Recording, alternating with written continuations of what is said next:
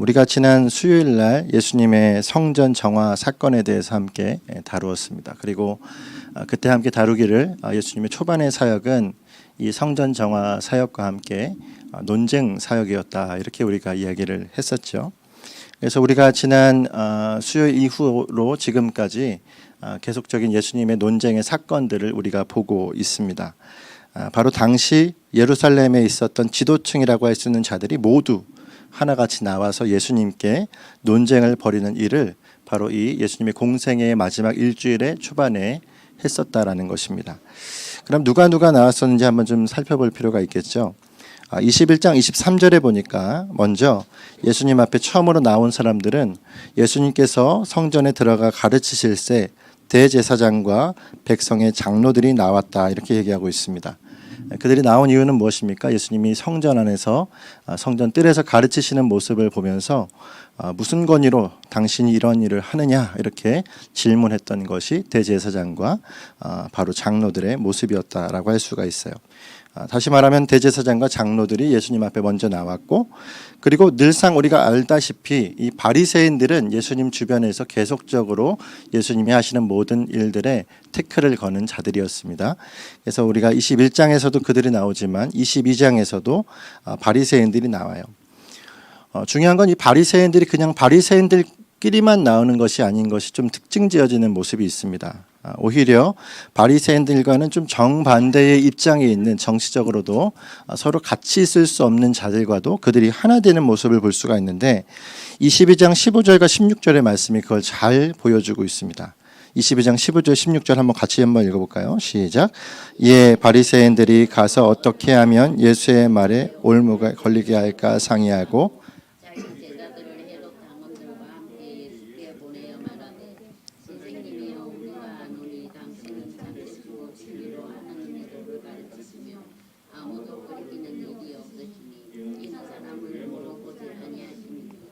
아멘. 말씀해 보니까 바리새인들이 예수께 가서 올무에 예수님을 걸도록 말로 올무를 삼으려고 했었습니다. 근데 그들이 했던 방법은 무엇입니까? 바로 바리새인들 자신들의 제자들과 함께 누구를요? 헤롯 당원들을 함께 보냈다, 말씀은 이야기합니다. 여기 있는 헤롯 당원과 바리새인들은 좀 적대적인 관계라고 우리가 볼 수가 있습니다. 그들이 함께 있다라는 것 자체가 굉장히 의아할 정도이죠. 하지만 지금 예수님에게 올무를 씌우려고 하는 이 일에 있어서는 이들이 하나가 되어지는 것을 우리가 볼 수가 있습니다. 또한 우리가 오늘 읽은 말씀은 누구의 말이죠? 바로 부활이 없다 하는 사두개인들이 예수님께 나와서 질문하고 있는 것을 또한 볼 수가 있습니다. 바로 이 대제사장, 또한 장로들, 헤롯 당원들, 바리새인들, 사두개인들, 다시 말하면 그때 당시에 소위 난다긴다 하는 사람들이 다 왔죠. 와서 예수님 앞에 논쟁을 벌이고 있는 거죠. 그것도 하루 사이에 이 논쟁들이 다 벌어지고 있는 것을 우리가 볼 수가 있어요.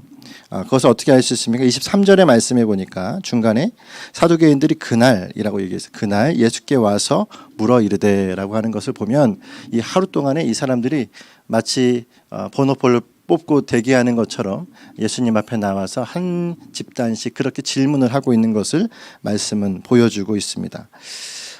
그러나 여러분, 이 서로 적대적이지만 예수님 앞에 나와서 함께 주님 앞에 올무를 또한 함정을 파려고 했던 이 모든 사람들, 하지만 예수님을 상대로 했던 그들의 모습이 결국 자신들에게 함정이었다라는 사실을 꼭 우리는 기억해야 될 것입니다.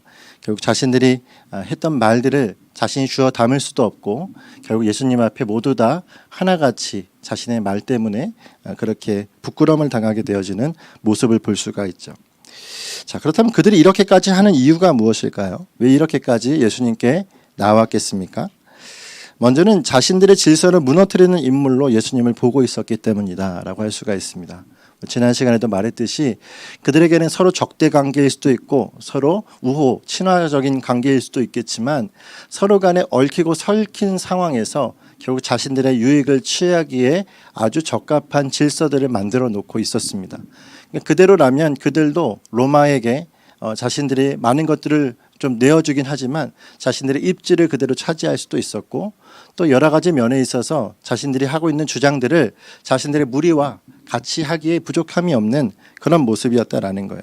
바리새인들은 바리새인대로, 헤롯 당원들의 헤롯 당원대로, 또한 대제사장과 서기관과 또한 사두개인들의 성전 안에서 자기들의 권력대로 그렇게 자신들의 세력을 만들어 놓고 있었던 것이다라는 겁니다. 그렇기 때문에 이들에게 있어서 예수님은 결국 그들의 모든 것이 예수님에게는 어떻게 보였을까요? 예루살렘에 보이지 않는 그 질서를 깨고 있는 것으로 보였습니다. 성전을 모두 뒤엎으시는 그분의 모습, 또한 그분이 하나씩 그분의 말들로 그들의 논리를 깨부수시는 모습을 보면서 예수님께서 그들이 가지고 있는 잘못된 질서, 잘못된 평화를 깨고 계시는 분이다라는 사실을 알 수 있는 것이겠습니다. 또 하나는 무엇입니까? 바로 그들이 가지고 있던 유대 사회에 예수님은 마치 이단자 같은 모습으로 생각했기 때문일 것입니다. 그렇기 때문에 예수님 앞에 그들이 자신들의 논리와 자신들의 언어로 빈틈을 찾아서 그게 가지고 있는 논리를 꺾어버리면 이도 손쓸 수 없겠다라고 생각을 했을 거예요. 그렇기 때문에 예수님 앞에 계속적으로 나와서 그들은 예수님 앞에 자신들의 논리를 가지고 무너뜨리려고 하고 있던 것입니다. 어처구니가 없는 것은 예수님을 처리하고자 했던 그들의 잔꾀가 결국 무엇인지를 보면은 참 아이러니하죠. 바로 세금 논쟁을 보면 알 수가 있어요. 15절부터 22절까지의 세금 논쟁은 어떻게 얘기하고 있습니까? 바로 지금 우리가 얘기했었던 헤롯 당원이나 바리새인들이나 사두개인이나 아니면 대제사장, 서기관, 이 모든 사람들이 다 싫어하는 그 누군가가 있다면 누굴까요? 그게 가이사예요. 그렇지 않습니까? 모든 자들이 적대시하는, 서로도 적대시하지만 이들이 더욱 적대시하는 자가 누구냐? 그들을 지금 식민지화했던 바로 로마 그리고 가이사일 것입니다. 근데 그들의 잔꾀를 보면은 이래요. 바로 로마 황제의 세금 납부의 문제를 가지고 예수님에게 빈틈을 노리고 있는 거예요. 다시 말하면 뭡니까? 가이사에게 세금을 바치는 것이 가합니까? 가하지 않습니까? 이 세금 논쟁을 왜 벌인 것일까요? 그 이유는 다른 것이 아닙니다. 여기에 예수님이 자칫 가이사에게 세금을 바치는 것이 옳지 않다라고 하면 그걸로 처벌 대상이 되어서 바로 예수님을 처벌하려고 했던 거예요. 이유가 무엇이죠? 그 당시에 모든 제도권 안에서 사람을 처벌할 수 있는 권력을 가진 것은 로마 총독부입니다. 그리고 로마 총독부에 예수님을 데려다가 그를 처리하려면 이들이 무엇을 가지고요? 가이사, 황제에 대해서 언급하여서 예수님에게 또한 올무로 만들려고 하는 거예요. 결국 무엇이냐면 예수님 앞에서 가장 싫어하는 가이사를 언급할 정도로 자신들의 모든 것이 뭐예요? 예수님 앞에 적대적으로 바뀌어져 있는 그런 모습이라는 겁니다. 결국 악은 악과 함께 뭉치는 거죠. 결국 가이사까지 함께 뭉쳐져 있는 이 예수님을 향한 대적들을 예수님이 지금 감당하고 계시는 것이 예루살렘에서의 그분의 모습이라는 사실을 우리가 볼 수가 있는 것입니다. 자, 그렇다면 결국 그들을 통해서 드러난 것은 무엇이겠습니까? 이 모든 상황들, 이 모든 논쟁의 사건들을 통해 드러난 것은 결국 예수님이 진짜라는 것입니다. 할렐루야. 아멘. 예수님께서 진짜라는 사실만 드러나는 거예요. 우리가 수많은 질문들, 이 질문들을 보면서 마치 꼭 보석이 진위를 가리는 작업처럼 생각되지 않습니까? 예수님에게 질문들을 하나씩 던지지만 그것이 꼭 예수님의 그 가치를 더 증명하는 꼴이 되어지는 것처럼 보석이 어떻습니까? 보석은 그것이 진위를 따지면 따질수록 이것이 참이다라는 사실밖에 드러나지 않잖아요. 그것이 진짜라면 예수님이 진짜라는 사실은 그분을 아무리 까면 깔수록 나타날 수밖에 없는 진리라는 사실을 그들 스스로가 알 수밖에 없도록 진짜임이 드러나는 것을 볼 수가 있는 것입니다. 그러한 의미에서 예수님은 대화를 마다하지 않으시는 분입니다. 그러니까 그들이 어떠한 모습과 어떠한 논쟁의 쟁점을 가지고 오든 예수님은 그들과 대화하기를 주저하지 않으시는 분이다라는 거예요. 오히려 그 질문들을 통해서 자신의 진가를 드러내고 계시는 모습인 것입니다. 그러면 우리가 오늘 본문 말씀을 보기 전에 먼저 함께 볼 결론적인 말씀이 하나가 있죠. 바로 46절의 말씀입니다. 46절의 말씀을 보면 예수님께서 결국 그들을 어떻게 하셨는지가 잘 나타나기 때문에 그렇죠. 함께 읽을까요? 시작. 한마디도 능히 대답하는 자가 없고 아멘. 할렐루야. 예수님은 스스로 자신의 진가를 드러내셨습니다. 자신이 진짜라는 사실을 그들이 모두 아무 말 할 수 없도록 입을 틀어 막아버리신 예수님이다라는 사실입니다. 그러면 우리가 기억해야 될 것이 무엇이죠? 우리가 믿는 예수님은 빈틈없으신 분이다라는 사실이에요. 할렐루야. 주님은 틈이 없으십니다. 그 어떠한 공격에도, 그 어떠한 예수님을 향한 헐뜯음에도 주님은 아무렇지 않으시다라는 사실이에요.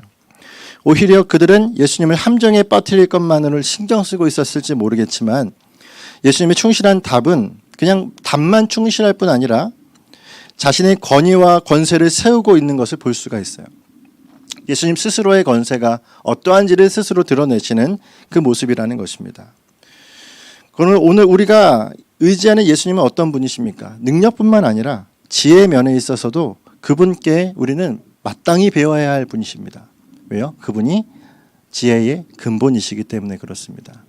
우리는 잠언을 읽을 때, 전도서를 읽을 때 지혜라는 단어가 나오면 그것을 바로 예수 그리스도의 이름으로 바꿔서 부르기도 합니다. 왜 그렇죠? 그 지혜야말로 그리스도, 우리 가운데 오신 그분과 동일한 것이기 때문에 그렇습니다. 그러므로 여러분, 우리가 성경을 펼쳐야 될 이유가 무엇일까요? 이 하나님의 말씀을 펼치고 이 말씀을 봐야 할 이유는 다른 것이 아니라고 생각되어집니다. 바로 하나님 그분 안에 이미 답이 있다는 것을 알기 때문이 그렇습니다. 할렐루야. 그러므로 진리를 아는 저와 여러분은 성경 말씀 안에서 답을 찾을 수가 있어요. 예수 그리스도께 답을 찾을 수 있는 것처럼. 여러분, 철학과 사상은 유구한 역사 속에서 찾은 여러 가지 많은 답을 찾지만 사실 그 답을 찾는 건 원초적인 질문들이죠. 가장 근본적인 질문들의 답을 찾습니다. 하지만 여러분, 성경을 아는 자는 그 원초적이고 근본적인 답을 이미 아는 자들입니다. 그러므로 철학과 사상의 유구한 역사가 그것 하나 밝히기 위해서 몸부림쳐서 하나 밝혔다면 우리는 무엇이죠? 말씀의 믿음으로 이 모든 것을 이미 아는 자로 시작하는 것이다 라는 사실이에요. 할렐루야. 그러므로 말씀 없이 사유하는 자는 성경 한 절을 증명하는 것도 힘들겠지만 말씀이시 사유하는 자는 참된 지혜를 분별하는 모습을 갖게 되어집니다. 할렐루야. 그러므로 여러분 한번 따라하겠습니다. 말씀이 내 안에 거하고 그 말씀으로 살아가는 자가 됩시다. 말씀이 주는 참된 지혜를 가지고 살아가는 자가 저와 여러분이어야 한다라는 사실입니다. 바로 예수 그리스도를 본받는 자가 되시길 바라요. 그 주님이 우리 가운데 오신 이유, 바로 그 지혜와 모든 것이 우리 안에 부어져야 하기 때문이다라는 사실입니다. 그렇다면 오늘 본문에서 우리는 사두개인들은 무엇을 주장하고 있는지 한번 생각해 볼 필요가 있겠죠. 아마도 우리가 이렇게 짐작할 수 있습니다. 사두개인들이 가장 자신들에게 핵심되는 무기와 같은 질문을 했을 거예요. 그렇지 않습니까? 예수님을 만난 이 자리가 예수님을 꺾어버려야 될 자리라면 그들에게 있어서는 아마 가장 자신들에게 강력한 질문이지 않겠습니까? 이 질문을 예수님 앞에 던졌던 거죠. 그것이 바로 24절부터 28절까지의 말씀입니다. 한번 24절부터 28절까지의 말씀을 같이 읽겠습니다. 시작. 선생님이여, 모세가 일렀으되 사람이 만일 자식이 없이 죽으면 그 동생이 내 아내에게 장가들어 형을 위하여 상속자를 세울지니라 하였나이다.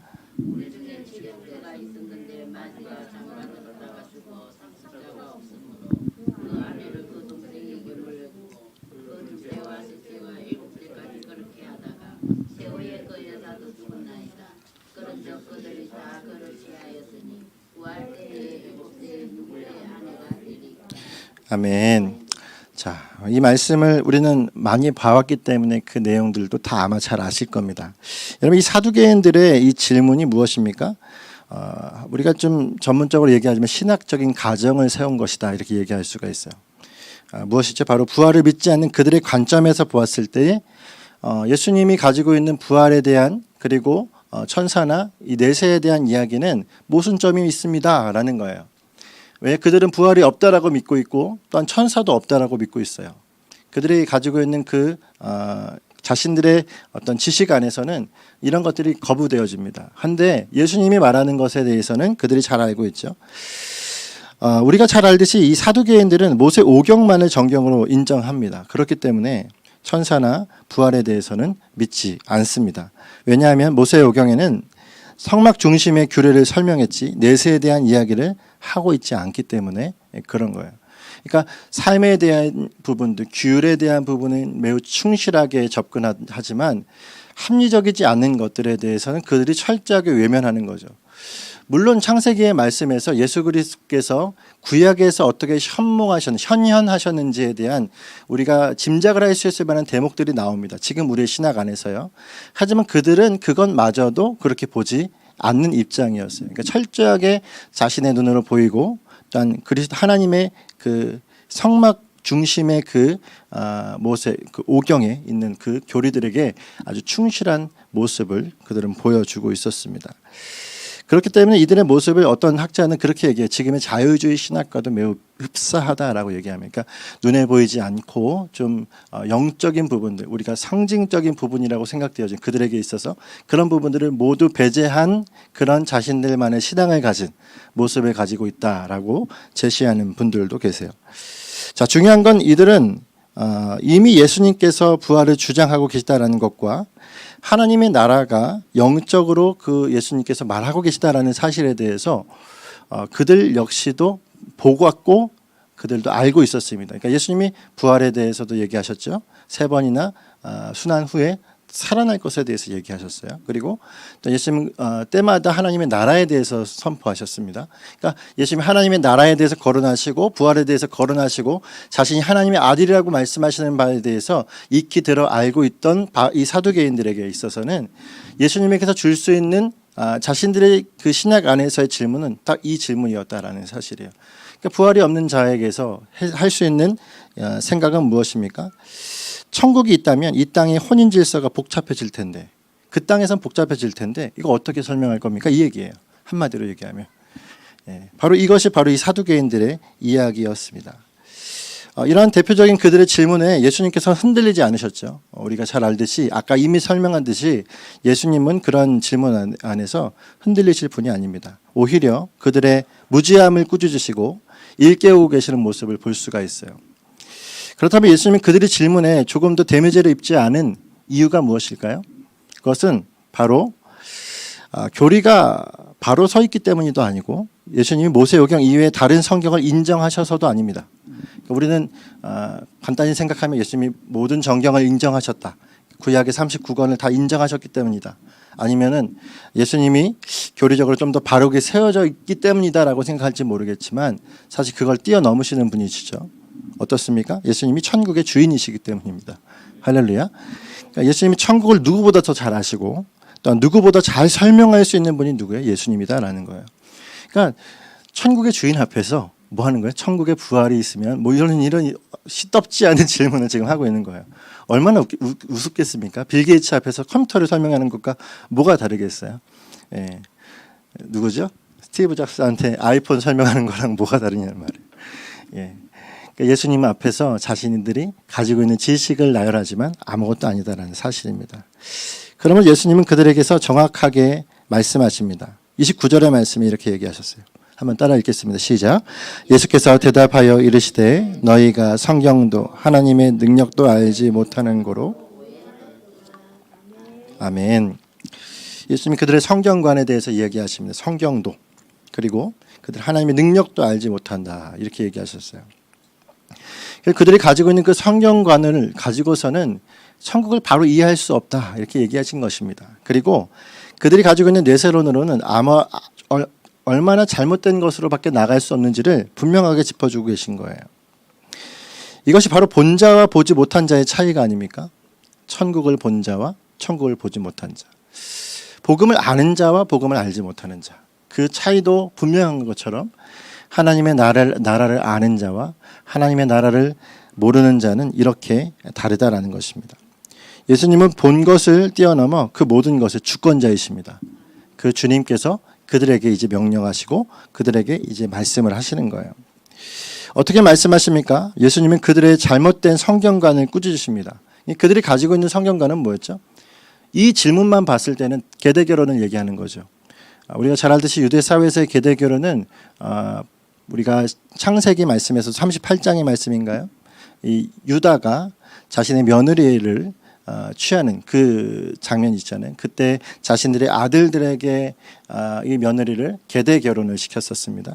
그렇죠. 그리고 또 룻기를 보게 되면 룻기에서 기업물을자를 찾죠. 이 기업물을자를 찾는 걸 고엘제도라고 얘기하는데 이 고엘제도도 역시 마찬가지로 계대 결혼과 같은 맥락에서 볼 수가 있어요. 결국 신명기 25장에도 말씀하고 있는 건 남편이 사후에 규정대로 계대 결혼을 해야 한다라고 하는 이 규약, 이것을 가지고 예수님 앞에 묻는 거죠. 근데 중요한 건 뭐냐면 이 사두개인들이 가지고 있는 사상 안에서는 천국 역시도 이 땅과 그렇게 다르지 않은 것으로 생각했던 거예요. 그러니까 천국 가면은 결혼도 해야 될 테고 자식도 낳아야 될 테고 할 텐데 이거 어떡하냐 이래 얘기해요. 근데 우리로서 봤을 때는 참 웃긴 얘기죠. 우리가 생각하기에는 우리가 그냥 가만히 생각해 보아도 그것이 별로 문제가 될 것이 아닙니다. 왜냐하면 천국은 이 땅과 다르기 때문에 우리가 그 정도는 알 수 있잖아요. 그러니까 성경을 잘 몰라도 저 할머니도 천국에서 예수님이 그거 하나 해결 못 하시겠어? 라고 질문에 대한 답은 할 거예요. 근데 이들은 자신들의 주관적인 생각에 아주 꽉 사로잡혀서 이것에서 벗어나지 못하는 모습을 우리가 보게 되어지는 것입니다. 그러니까 천국에서는 통용될 규례가 아닌 것을 가지고 그들이 그것들을 가지고 얘기하고 있는 거예요. 여러분 계대 결혼은 왜 일어난 것이죠? 왜 그 말씀 가운데 나타난 것입니까? 계대 결혼을 지시하신 이유는 대가 끊기지 않기 위함이죠. 다른 말로 인간이 번식하는 하나님의 지상 명령에 대해서 충실할 것에 대해서 법적으로 만들어 놓으신 것이다라고 할 수가 있습니다. 근데 우리가 잘 알듯이 학자들도 얘기하면 천국은 번식할 곳이 아닙니다. 천국은 우리가 마땅히 하나님 앞에 영광 돌릴 자리지 우리가 생산할 곳이 아니다라는 사실이에요. 그렇기 때문에 말씀에 뭐라고요? 남자가 장가를 들고 여자가 시집가는 일이 천국에는 없다 이렇게 얘기하잖아요. 왜 그렇습니까? 그런 일을 할 필요가 없기 때문에 그런 거예요. 거기서 애를 낳아서 애가 다시금 해서 뭐 천국에 또 영광 돌리는 일이 없어요. 그게 아니에요. 천국은 우리 각자가 주어주신 믿음 안에서 하나님 안에 온전한 영광을 올려드리는 곳이 천국이라는 것입니다. 30절의 말씀이 이렇게 얘기하는 부활 때 장가도 아니 가고 시집도 아니 가고 하늘에 있는 천사들과 같으니라 라고 얘기합니다. 자, 그럼 천사들과 같다라는 거 우리도 날개를 달고 우리 그 날개가 있죠. 그룹을 달고 이제 날아다닙니까? 말씀은 그런 맥락은 아닙니다. 그러니까 천사와 같다라고 천사와 동일한 형태가 되겠다. 그것보다는 천사와 동급이 아니라 천사들과 같은 질서에서 살아가게 될 것이다 라고 하는 것으로 우리가 이 말씀을 보는 것이 더 적절하다라고 할 수가 있어요. 자, 그러므로 우리가 이 말씀을 통해서 지금 보았던 것을 보시면 가장 우리 마음속에 남는 게 무엇입니까? 사두개인들의 무지함입니다. 사두개인들은 누구보다도 학식이 있고 마치 바리새인들과 서로 적대 관계를 할 만큼 바리새인들이 39권의 성경을 가지고 신학에 또한 그들의 교리 체계를 짠다면 또한 그 이외의 외경까지도 그들은 섭렵하죠. 하지만 이 사두개인들은 모세 5경 안에서의 정통성을 가지고 나아가는 나름대로의 정통성 있는 자들이에요. 근데 그들이 가지고 있는 무지함을 우리는 이 말씀에서 보게 됩니다.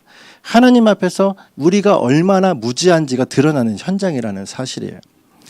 여러분 신학의 단상도 마찬가지가 아닙니까? 신학의 단상에서 우리가 간과하지 말아야 될 것은 무엇이냐면 성경 우리가 신학교를 가면 그렇게 우리 교수님들이 늘 얘기합니다. 어떤 얘기를 하시냐면 성경이 말하는 것까지만 말하고 말하지 않는 것은 모른다 하라는 거예요. 성경이 말하는 것까지는 말하되 성경이 말하지 않는 건 그냥 모른다 해라. 모른다 해라. 이것이 우리가 죄짓지 않는 거다. 그러니까 거기서 내 지혜를 따라서 내 지식을 따라서 무엇인가 더 붙이려고 할 때 거기서부터 성경을 오히려 오해시키거나 무너뜨리려고 만들게 되어지는 거예요. 사실 자유주의 신학은 왜 나온 것입니까? 인간의 이 사유가 가능하다라는 것 안에서 나온 것이죠. 르네상스 이후에 바로 이 아퀴나스 신학 대전 이후에 나와 있는 그 모든 인간의 이성의 가능성을 쫓아서 결국 17세기와 18세기에 걸쳐서 자유주의 신학이 태동되어지는 것을 우리는 생각해 볼 수가 있어요. 결국 우리가 무엇인가 할 수 있다라고 하는 그 생각 앞에서 결국 하나님 앞에 성경도 오해시키고 또 하나님의 능력도 오해하게 만드는 일들이 나타나게 되어진다라는 것입니다. 특히나 여러분 네세론이나 천년 왕국과 같은 아직 우리가 겪어보지 않은 것들에 대해서 우리는 사유하기에 바쁠 때가 많이 있어요. 그러니까 신학적인 논쟁들도 많고 토론들도 많습니다. 물론 그것이 나쁜 것은 아닙니다. 하나님 말씀이 어떻게 보아야 정말 성경적인가를 다루는 것은 우리 가운데 매우 유익합니다. 근데 어떤 분들은 그래요. 내세에 대한 관심과 그때에 대한 기대감보다 천년 왕국이 중요한 거예요. 천년 왕국이 누가 오르냐, 누가 맞느냐에 초점을 맞춰서 거기에 모든 시선이 쫓아 있습니다. 여러분, 정말 중요한 건 무엇입니까? 그 땅에서 우리가 어떻게 살지에 대한 기대감 아닐까요? 우리가 그때 하나님과 어떻게 함께할 수 있는 자가 될지에 대한 그런 기대감이 아닙니까? 주님이 무엇을 얘기하셨습니까? 너희들 시집도 가지 않고 장가도 가지 않고 천사와 같이 될 거다. 그때 그렇게 될 거야. 염려하지 말아라. 너희들의 그 신학적인 논쟁이 중요한 게 아니라 너희는 살 것이다 라고 얘기하는 거예요. 천국에 살 것이다 얘기하시는 것입니다. 그럼 32절의 말씀에 말하는 바가 무엇이죠? 나는 아브라함의 하나님이요 이삭의 하나님이요 야곱의 하나님이로다 하신 것을 읽어보지 못하였느냐? 하나님은 죽은 자의 하나님이 아니요 살아있는 자의 하나님이시니라 하시니. 아멘. 아멘이십니까? 주님도 살아계시고 살아계신 자들과 함께할 그 천국을 만드신 것이죠. 그러면 저와 여러분이 가야 할 그 천국은 우리 안에 논쟁거리가 아니라 기대함이 나타날 곳입니다. 소망이 나타날 곳입니다. 그러면 오늘 우리 안에 분명한 그때를 향한 기대감이 있기 때문에 내세론에 대해서 또한 종말에 대해서 앞으로 어떻게 될 일이 우리 안에 어떻게 산적한 일이 일어날지에 대한 관심이 가질지는 모르겠지만 그것보다 더 중요한 것은 그 땅에서 주님과 함께 살아갈 날이 얼마나 행복할지를 매일같이 묵상하는 저와 여러분이 되었으면 좋겠습니다. 할렐루야. 가끔씩 제가 말씀드리잖아요. 천국은 이 땅의 복지국가 같은 데가 아니라니까요. 배급 주는 데가 아니에요. 아주 생명 없는 그런 생명력 없는 곳이 아닙니다. 저는 그런 것 같아요. 이번에도 우리가 함께 여름 그 캠프를 하면서 감사하게도 또 교우들이 함께 와서 뭐 복숭아도 사오시고 수박도 사오시고 저는요 이런 이 일들을 보면서 그냥 이게 천국에 대한 표본이라고 할 수는 없겠죠. 그냥 아주 미리 보기가 아니겠어요? 미리 보기가. 그러니까 우리 일산하나교회가 미리 보기가 아니겠습니까? 할렐루야. 전 그렇게 생각되어집니다. 이 안에서 우리가 잘 알잖아요. 옛날에 그런 비유 못 들으셨어요? 저 어렸을 땐 그런 비유 많아요. 지옥은 젓가락이 있대요. 젓가락이 있는데 그 젓가락으로 긴 젓가락으로 나 못 먹어서 이렇게 있는데 천국은 뭐예요? 긴 젓가락으로 서로 넣어준다는 거예요. 참 괜찮은 비유 같아요. 그게 진짜일지 아닐지 아무도 모르고 상상할 수밖에 없는 것이지만 여러분 그때에 우리가 있을 그 천국에 하나님과 함께하는 자리가 어떤 곳이겠습니까? 기쁨이 넘치고 감사가 넘치고 사랑이 넘치고 사랑이 없이 어떻게 그곳에서 있겠어요? 저는 그렇기도 해요. 예전에 우리 돌아가셨던 우리 담임 목사님을 천국에서 뵈면은 무섭기도 할 것 같기도 해요. 그런 생각 안 해보셨습니까? 저분 그 천국에서 보면 좀 무섭지 않을까 이런 생각 안 해보셨어요? 저분 어떻게 천국에서 보면 나 저 얼굴 피할 것 같은 이런 생각 안 해보셨습니까? 그런 생각도 저는 해봐요. 근데 주님이 얼마나 다루셨겠어요. 주님이 얼마나 사랑스럽게 만드셨겠어요. 지금 그 땅에서 얼마나 행복하게 하셨겠어요. 우리가 그런 걱정할 필요 없이 그 땅 안에서 함께 지내기에 부족함이 없도록 하시지 않으셨겠습니까? 이 땅에 부족하고 모난 것들 다 거두시고 하나님 나라에서 이제 기쁨과 감사로 살아갈 수 있도록 그렇게 만드셨단 말이에요. 누군가는 저를 보면서 그래요. 김동진은 천국에 같이 어떻게 쟤랑 같이 있어? 뭐 이렇게 얘기하지 않겠어요. 근데도 불구하고 주님은 저를 그렇게 하실 것이어서 제가 주님 앞에 나아가서 그곳 자리에서 주님과 함께 그 얼굴빛만 바라볼 수만 있다면 얼마나 감사할까. 그 안에서 내 안에 있던 모든 사람에 대한 감정들이 탁 눈 녹듯이 사라지지 않겠습니까? 저의 주님을 향한 묵상이죠. 여러분도 한번 주님을 향한 묵상을 그렇게 한번 해보시길 바랍니다. 내세를 향한 묵상을 한번 해보시길 바라요. 아브라함과 이삭과 야곱을 만날 상상을 한번 해보셨습니까? 그들과 언어도 통하지 않을 텐데 아니요. 그때는 언어가 통하겠죠. 이 땅에서 바벨탑을 쌓아서 갈라진 언어들이 그 땅에서는 통하지 않겠습니까? 그러면 물어볼 수 있잖아요. 아브라함에게 물어볼 수 있고 그때 정말 자녀를 하나님 앞에 드리려고 했을 때 얼마나 그때 떨렸냐, 어떤 마음이었냐. 아마 줄 서서 같이 들어야 되는지 어떻게 들어야 되는지 영화관 멀티플렉스 같은 데 앉아서 강연을 들어야 되는 건지 모르겠지만 전혀 모르겠지만 하나님께서 그 땅에서 같이 소망하며 살아갈 수 있는 기쁨을 주시지 않겠나 생각을 하게 됩니다. 할렐루야. 우리가 신학을 또한 신앙을 갖고 나갈 때에 간과하지 말아야 될 것은 너무 메마르면 안 됩니다. 너무 여기 안에서 힘들면 안 됩니다. 주님이 주시는 소망이 우리 가운데 먼저 나가셔야 된다라는 것입니다. 그러므로 주님 앞에 주님은 이때 있는 이 바리새 사두개인들에게 뼈를 때리시는 이 말씀을 하신 거예요. 너희들이 가지고 있는 잘못된 신학으로는 할 수 없다. 니들이 가지고 있는 잘못된 말씀을 가지고서는 할 수 없다. 모세오경이 하나님의 말씀이 아니라는 것이 아니라 그것으로 잘못 오해하고 자신의 입맛대로 해석하였을 때 결국 너에게는 하나님의 말씀으로서의 능력이 사라져버릴 수밖에 없다라는 사실을 인지하게 하시는 주님이십니다. 오늘 우리에게도 마찬가지입니다. 하나님의 말씀은 우리의 삶에도 생명력을 주시지만 궁극적으로 영원한 생명을 주시는 말씀임을 믿으시길 바랍니다. 그 말씀 제대로 믿고 그 말씀대로 복음 안에서 살아갈 때에 바로 우리는 내세론의 구체적인 것을 알지는 못하여도 그때를 기대하며 살아가는 하나님의 사람들이 되어질 줄을 믿습니다. 이 땅에서야 아둥바둥 살아가겠지만 그 땅에서는 주님이 주시는 참된 행복과 기쁨을 가지고 믿음으로 살아갈 저와 여러분이 될 줄을 믿습니다. 아브라함과 이삭과 야곱과 마주할 것을 기대하고 무엇보다 예수 그리스도의 얼굴을 마주할 그때를 기대하며 이 땅의 남은 삶들을 주님 앞에 기쁨을 가지고 행복함으로 살아가는 저와 여러분이 되기를 간절히 소망합니다. 함께 기도하겠습니다.